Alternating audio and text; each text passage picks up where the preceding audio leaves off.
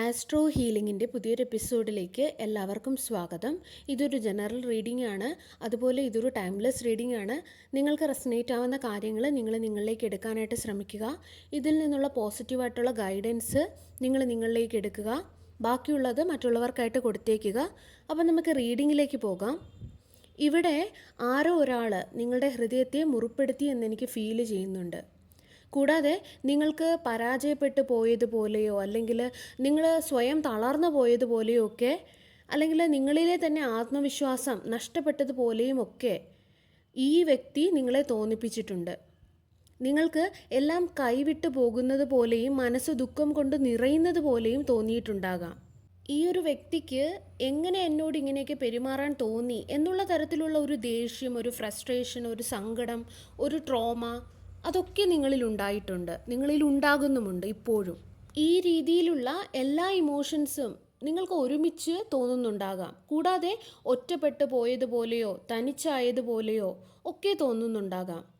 എനിക്ക് എങ്ങനെ ഇങ്ങനെ സംഭവിച്ചു, എന്തിന് എനിക്ക് മാത്രം ഇങ്ങനെ, എൻ്റെ ലൈഫിൽ മാത്രം എന്താ ഇങ്ങനെ, ഞാൻ ആർക്കും ഒരു ദ്രോഹം ചെയ്തിട്ടില്ലല്ലോ, ഞാനൊരു നല്ല വ്യക്തിയല്ലേ, എന്നിട്ട് പോലും എനിക്ക് മാത്രം എന്തിനിങ്ങനെയൊക്കെ സംഭവിച്ചു, ഇങ്ങനെയൊക്കെ നിങ്ങൾ ചിന്തിച്ചു പോയിട്ടുണ്ടാകാം. ഇവിടെ 7 ഓഫ് സോഴ്സ് പറയുന്നത് ഈ വ്യക്തി നിങ്ങളെ ചീറ്റ് ചെയ്യുക അല്ലെങ്കിൽ വേദനിപ്പിക്കുക മാത്രമല്ല ചെയ്തത്. നിങ്ങളിൽ ഉണ്ടായിരുന്ന ആ ഒരു വിശ്വാസത്തെ തകർക്കുക മാത്രമല്ല ചെയ്തത്. അവർ നിങ്ങളെ തളർത്തുകയും നിങ്ങളെ മാനസികമായിട്ട് തകർക്കുകയും നിങ്ങളുടെ ഹൃദയത്തെ വേദനിപ്പിക്കുകയും കൂടെയാണ് ചെയ്തത്. ഇത്രയധികം എന്നെ വേദനിപ്പിച്ചിട്ടും എങ്ങനെയാണ് ഈ വ്യക്തിക്ക് ഇത്ര എളുപ്പത്തിൽ പോകാൻ കഴിഞ്ഞത്, അല്ലെങ്കിൽ യാതൊരു ശിക്ഷയും ലഭിക്കാതെ യാതൊരു പ്രത്യാഘാതവും ഏൽക്കാതെ ഇവർക്ക് എങ്ങനെ രക്ഷപ്പെടാൻ കഴിഞ്ഞു? ഇങ്ങനെയായിരിക്കാം നിങ്ങളിൽ പലർക്കും തോന്നുന്നത്. 7 ഓഫ് സോഴ്സിൻ്റെ എനർജി ഇവിടെ പറയുന്നത്, ഒരു കാര്യം നിങ്ങളോട് പറഞ്ഞിട്ട് മറ്റൊരു കാര്യം ചെയ്ത വ്യക്തിയെയാണ് നിങ്ങൾ നേരിട്ടത് അല്ലെങ്കിൽ നിങ്ങൾക്ക് നേരിടേണ്ടി വന്നത് എന്നാണ്.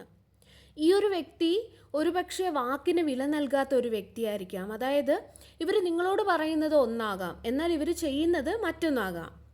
അവരങ്ങനെ മറ്റൊരു കാര്യം ചെയ്തപ്പോൾ നിങ്ങൾക്ക് തന്നെ തോന്നിക്കാണും, ഇവർക്ക് എങ്ങനെയാണ് ഇങ്ങനെയൊക്കെ ചെയ്യാൻ സാധിച്ചത്, ഇങ്ങനെ ഡ്യുവൽ പേഴ്സണാലിറ്റി, ഈ 2 തരം സ്വഭാവം എങ്ങനെയാണ് ഈ വ്യക്തിക്ക് കാണിക്കാൻ സാധിക്കുന്നത്, ഈ വ്യക്തി എന്തിന് എന്നോട് ഈ രീതിയിൽ പെരുമാറുന്നു എന്നൊക്കെ നിങ്ങൾക്ക് തോന്നിയിട്ടുണ്ടാകാം.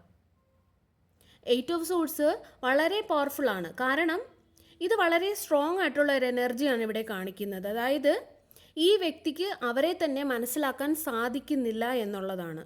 അതായത് പകുതി സമയത്തും അവരെന്താണ് കാണിച്ചു കൂട്ടുന്നത് എന്ന് അവർക്ക് പോലും അറിയില്ല.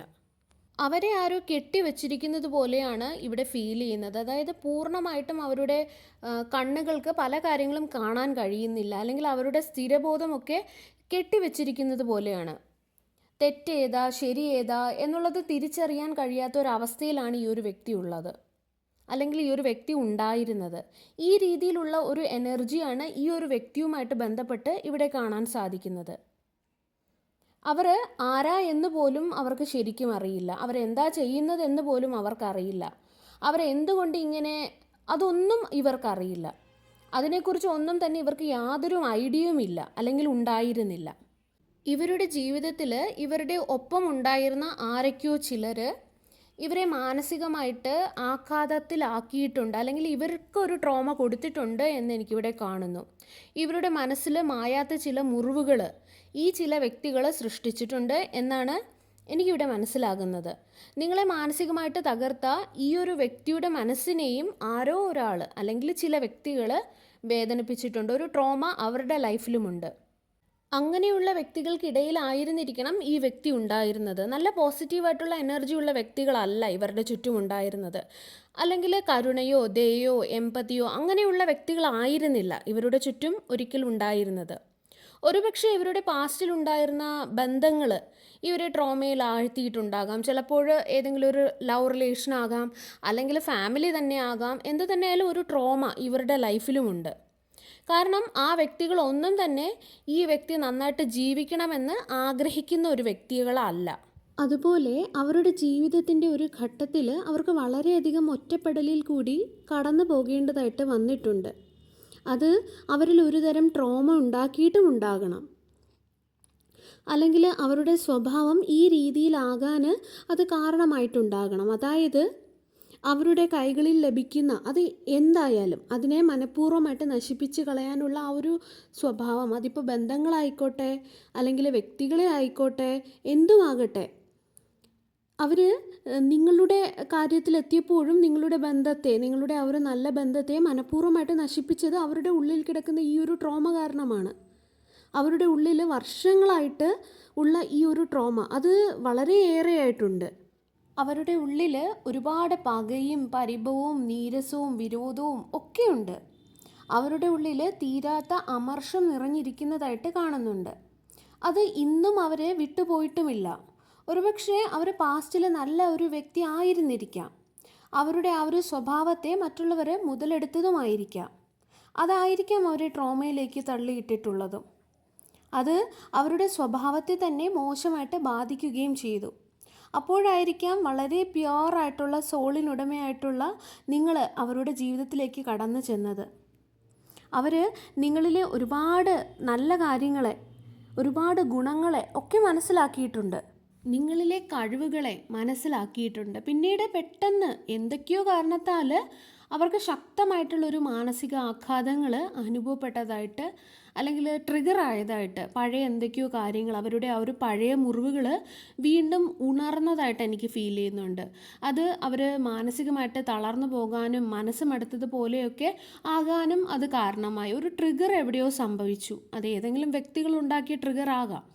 ഞാൻ ഇതെങ്ങനെ കൈകാര്യം ചെയ്യും, എന്നെ വീണ്ടും ഇവർ വേദനിപ്പിക്കുമോ, എന്നെ മുതലെടുക്കാൻ നോക്കുന്നതാണോ, ഇങ്ങനെയൊക്കെയുള്ള അനാവശ്യമായിട്ടുള്ള നടക്കാത്ത പല കാര്യങ്ങളും അവർ അവരുടെ മനസ്സിൽ തന്നെ ചിന്തിച്ചു കൂട്ടാനായിട്ട് തുടങ്ങി. ആ ചിന്തകൾ തന്നെ അവരിൽ ഒരുപാട് സ്ട്രെസ്സും ഒക്കെ ഉണ്ടാക്കി. ആ ചിന്തകൾ അവരെ തളർത്തി. അതുപോലെ തന്നെ ഞാൻ എന്ത് ചെയ്യണം, എങ്ങനെ ചെയ്യണം എന്നൊന്നും തന്നെ അറിയാത്ത ഒരു അവസ്ഥയിലേക്ക് അവർ മാറി. ആ സമയത്ത് അവരുടെ മനസ്സിൽ ആ ഒരു പഴയ മുറിവുകൾ വീണ്ടും ശക്തമായിട്ട് ഉണർന്നിട്ടുണ്ടാകണം. അത് കാരണം അവർ അറിഞ്ഞുകൊണ്ടും അറിയാതെയും ഒക്കെ നിങ്ങളെ വേദനിപ്പിക്കാനും തുടങ്ങി. തങ്ങൾ അനുഭവിച്ച ആ ഒരു വേദനയും മുറിവുകളും നിങ്ങളിലേക്ക് അവർ പ്രൊജക്റ്റ് ചെയ്യാനായിട്ടാണ് തുടങ്ങിയത്. അല്ലെങ്കിൽ അങ്ങനെ പ്രൊജക്റ്റ് ചെയ്യുകയാണ് ചെയ്തത്. കാരണം അവർക്ക് വീണ്ടും വേദനിക്കാൻ താല്പര്യമില്ലാത്തത് കൊണ്ട്. കാരണം അവർ ചിന്തിച്ചത് നിങ്ങൾ കാണിക്കുന്ന ഈ ഒരു സ്നേഹമോ കെയറോ ഒക്കെയും ശരിക്കും ഉള്ളതാണോ, അതോ എന്നെ മുതലെടുക്കാൻ നോക്കുന്നതാണോ, അതോ വെറും അഭിനയമാണോ, എനിക്ക് ഇത്രയും നല്ലതൊക്കെ ലഭിക്കുമോ, അതോ അവസാനം ഇത് എന്നെ വീണ്ടും വേദനിപ്പിക്കുമോ, ഇങ്ങനെയൊക്കെയുള്ള പല അനാവശ്യമായിട്ടുള്ള ചിന്തകൾ. ബേസിക്കലി അവരുടെ മനസ്സിൽ അനാവശ്യമായിട്ടുള്ള ഭയം ഉണ്ടാവുകയാണ് ചെയ്തത്. അവർ വെറുതെ ഭയപ്പെട്ടതാണ്. അതാണ് ഇവിടെ സംഭവിച്ചതെന്നാണ് എനിക്ക് മനസ്സിലാകുന്നത്. ഇവിടെ 2 ഓഫ് സോഴ്സിൻ്റെ കാർഡ് നമ്മൾ കണ്ടാൽ തന്നെ നമുക്ക് മനസ്സിലാകും, ഇവരുടെ കണ്ണുകൾ കെട്ടിവെച്ച അവസ്ഥയിലായിരുന്നു ഇവർ ആ ഉണ്ടായിരുന്നത്. ഇവർക്ക് യാഥാർത്ഥ്യം കാണാൻ കഴിയാതെ പോയി. ഇവരുടെ ജീവിതത്തിൽ നടന്നതോ അല്ലെങ്കിൽ ഇവരിൽ ട്രോമ ഉണ്ടാക്കാൻ തക്കതായിട്ടുള്ള മറ്റൊരാളുടെ ജീവിതത്തിൽ നടന്നതോ ആയിട്ടുള്ള കാര്യം ഏതോ ഒരു സമയത്ത് ഇവരിൽ ട്രിഗർ ആവുകയാണ് ചെയ്തത്. അത് കാരണം പൂർണ്ണമായിട്ടും ഇവരുടെ വിവേകം നഷ്ടപ്പെട്ടു പോയതുപോലെയാണ് എനിക്ക് തോന്നുന്നത്. ഇവരുടെ ഉള്ളിലെ ഭയം കാരണം അവർക്ക് യാഥാർത്ഥ്യം തിരിച്ചറിയാനും കഴിഞ്ഞില്ല. അതായത് അവരെന്താണ് പറയുന്നത്, അല്ലെങ്കിൽ അവരെന്താണ് ചെയ്യുന്നത്, അവരെന്തൊക്കെയാണ് ചെയ്ത് കൂട്ടുന്നത്, അതൊന്നും തന്നെ അവർക്ക് അറിയാതെയായി. ഏത് വഴിയാണ് അവരിപ്പോൾ സഞ്ചരിക്കുന്നത് ഒന്നും തന്നെ അവർക്ക് അറിയില്ലായിരുന്നു. അവർക്ക് ആകെ സമ്മർദ്ദത്തിൽ അകപ്പെട്ടതായിട്ടാണ് അവർക്ക് തോന്നിയത്. അവർക്കെല്ലാം കൂടി കൈകാര്യം ചെയ്യാൻ കഴിയാത്ത ഒരവസ്ഥയിലായതുപോലെ, അല്ലെങ്കിൽ അവരിൽ ഒരുപാട് സംശയങ്ങൾ അങ്ങനെയൊക്കെ ഉണ്ടായി.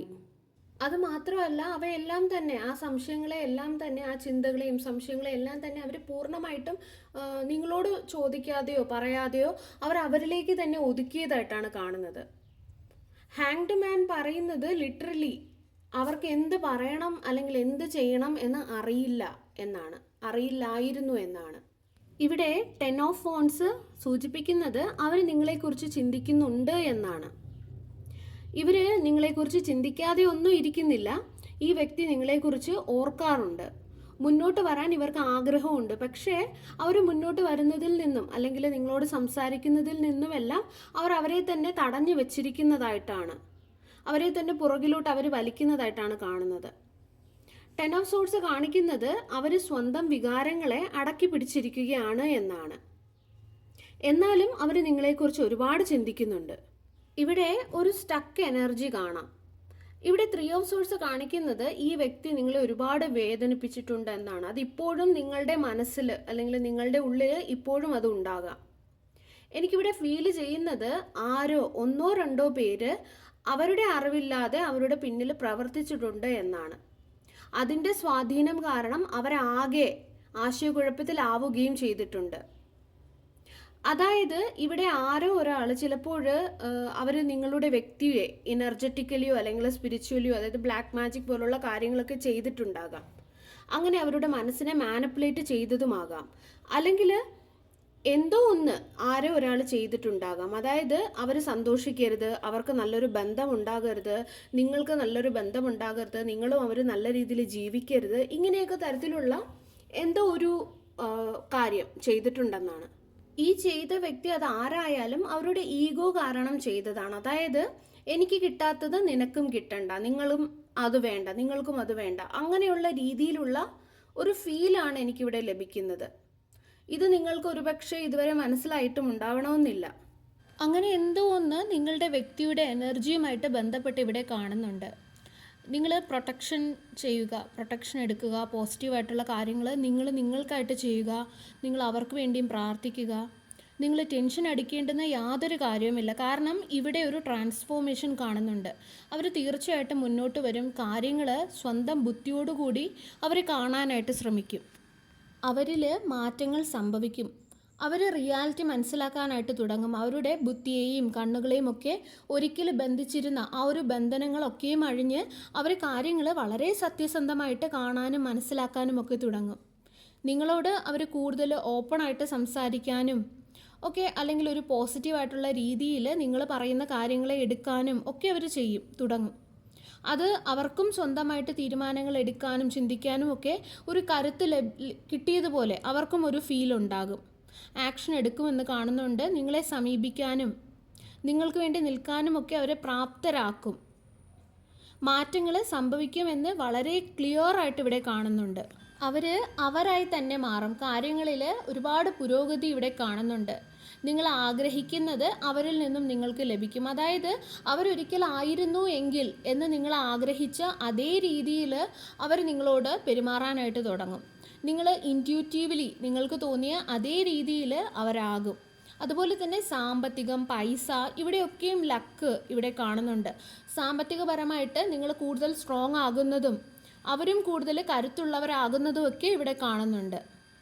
സർവേശ്വരൻ്റെ എല്ലാവിധ അനുഗ്രഹങ്ങളും നിങ്ങൾക്ക് എല്ലാവർക്കും ഉണ്ടാകട്ടെ. വീണ്ടും ഒരു വീഡിയോയുമായി നമുക്ക് വീണ്ടും കാണാം.